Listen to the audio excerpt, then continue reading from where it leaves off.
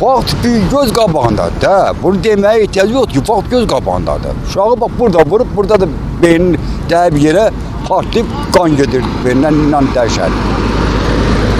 Güzdən qoyulanmaqla göndərilə gedir xəstəxanaya. İndi təvəkkül olayım da orada da nətər də elə bilim, biridir yaxşıdır, biridir. Tez olur da burada hadise. Ha, burada arsa tezli maşınlar gözləmirlər, sözün açığı gözləmirlər.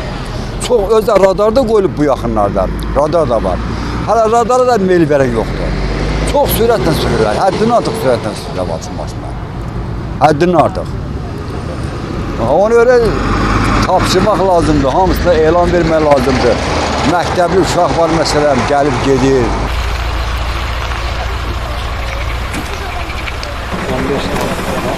15.05 şimdi karşılaştırıyoruz. Şimdi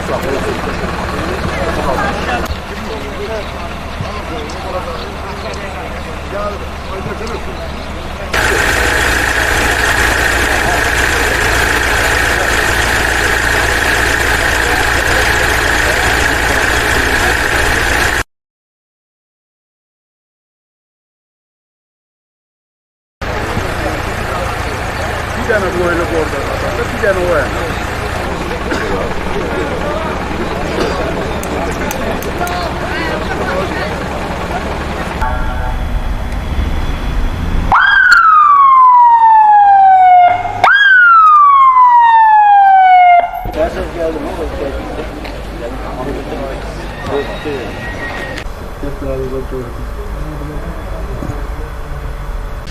Biləsuvar Mərkəzi Xəstəxananın təcili təxirə salınmaz yardım şöbəsinin növbəçi həkimi Məhərrəmov Ramiz 08 aprel 2025-ci il tarixdə saat 12:30 radələrində yol nəqliyyat hadisə səbəbindən xəsarət alan bir nəfər kişi cinsli Biləsuvar Mərkəzi Xəstəxanasına hospitalizasiya olunub.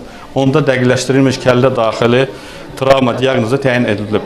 Hal-hazırda reanimasiya şöbəsində müalicəsi davam etdirilir.